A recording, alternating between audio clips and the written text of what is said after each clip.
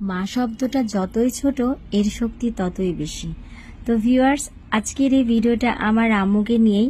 আজকে আমরা ঝটপট করে রেডি হয়ে চলে যাব আমার আম্মুর বাসায়। তার কারণ আমার আম্মু আর আমার সাথে আর আপুর সাথে একটু ভুল বুঝাবুঝি হয়েছে। আসলে আপু আর আমার ওপরে আম্মু একটু রাগ করে আছে, সেই রাগটা ভাঙানোর জন্যই আমরা চলে গেলাম আম্মুর বাসায়। তো যে যার মতো জিনিস নিয়ে আম্মুর বাসায় একদম হাজির হয়ে গেছি একবারে সারপ্রাইজ দেওয়ার জন্য। তো 2-3 দিন ধরে যেহেতু আম্মু আমাদের সাথে কোনো ফোনে কথা বলেনি, যোগাযোগ রাখিনি, আমরাও ফোন দিইনি। তো যাই হোক, এক পর্যায়ে আমি আর আপু একদম মানে কি বলবো, কাঁদতে কাঁদতে ভীষণ অসুস্থ হয়ে পড়ি। তো একসময় ডিসিশন নিই যে চলো আমরা যাই, আজকে যে আম্মুকে একদম সারপ্রাইজ করে দিই। তো এই যে দেখেন আজকে আমরা কত কিছু নিয়ে আসছি। এদিকে আমাদের কান্না দেখে আমাদের ছেলে মেয়েরা, আমার চাচি, আমার চাচাতো বোন সবাই কান্না করছিল।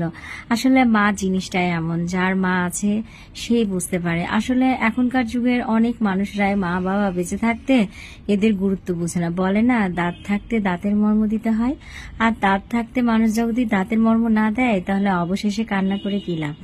তো যাই হোক, এই 2-3 দিনে আমার আম্মুর সাথে কথা না বলে আমি বুঝতে পেরেছি, আমি আপু দুজনাই বুঝতে পেরেছি যে আসলে মা না থাকলে যে পৃথিবীটা কেমন অন্ধকার লাগে সেটাই এই 2-3 দিনেই অনুভব করতে পেরেছি। তো এই যে দেখেন আমার ছেলে তার পরবিদে তার নানির জন্য স্প্রাইট নিয়ে এসছে মাথা ঠান্ডা করার জন্য।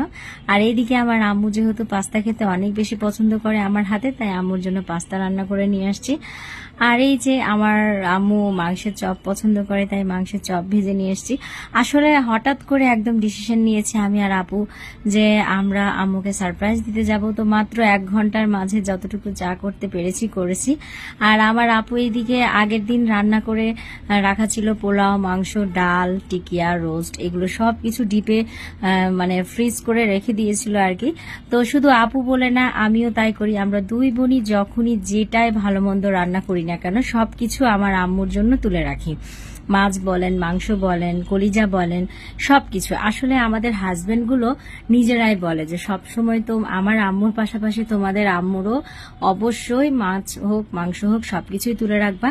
তো যখন যেটাই রান্না করি আমরা বক্সে করে রেখে দিই। এমন হয় যে আম্মু হয়তো বা 4 দিন 5 দিন পর আমাদের সাথে যখন দেখা করতে আসে তখন একসাথে অনেক রকমের তরকারি এদিকে আমি দিই, আবার এদিকে আপু দেয়, মনে হয় প্রায় 18-20 রকমের তরকারি। তখন আমার আম্মু বলে যে কি ব্যাপার, এগুলো না রাখলে কি হয় না? কিন্তু আসলে কি বলবো বলেন, আমার আম্মুর তো আর আমরা ছাড়া কেউ নাই। আর আমার আম্মুর যেহেতু ছেলে নাই, আমরা দুজনই ছেলে দুজনই মেয়ে। তো এইদিকে আমি আর আপু একটু মজা করছিলাম আর কি, যে দেখো আজকে একদম হঠাৎ করে যা যা পেরেছি আম্মুর জন্য নিয়ে এসেছি। তো এটাতেই আসলে আম্মু অনেক বেশি খুশি হয়েছে। আর খাওয়ার বলে না, আমার আম্মু আরো বেশি খুশি হয়েছে যে আমরা সবাই মিলে তার সামনে উপস্থিত হয়েছি। তো দেখেন, যতই রাগ থাকুক না কেন, সন্তানরা যতই ভুল করুক না কেন, যখন মা বাবার সামনে এসে উপস্থিত হয় তাদের মুখ দেখেই কিন্তু একদম কি বলবো, মাদের মন একদম গলে যায়।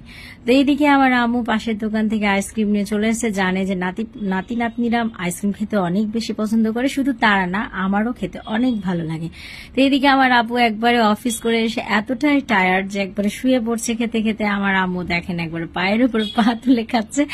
তো যাই হোক, এই মুহূর্তটা এত আনন্দ পাচ্ছিলাম আমরা যে কি বলবো। এই 2-3 দিনে যতটা কান্না করেছি, এই 2-3 দিনে যতটা কষ্ট পেয়েছি আমার আম্মুকে ছাড়া, কথা না বলে আসলে কি বলবো, 2-3 দিনে আমি একদম অনুভব করতে পেরেছি যে আসলে মা ছাড়া মানুষের পৃথিবী অন্ধকার। শুধু আমি না, আমার আপুর ক্ষেত্রেও তাই। তো আমরা 2 বোন, আমার আম্মুর 2টা চোখের মণি। আর আমাদের কি বলবো, আমার আম্মুর সব থেকে প্রিয় মানুষ।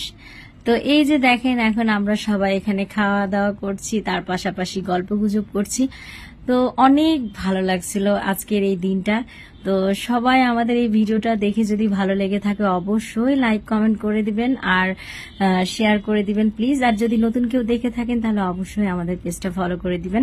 আর আমার আম্মুর জন্য অনেক অনেক বেশি করে দোয়া করবেন। আর যাদের যাদের মা বাবা বেঁচে আছে তাদেরকে অনেক অনেক ভালোবাসবেন, কারণ দাঁত থাকতে দাঁতের মর্ম দিতে হয়।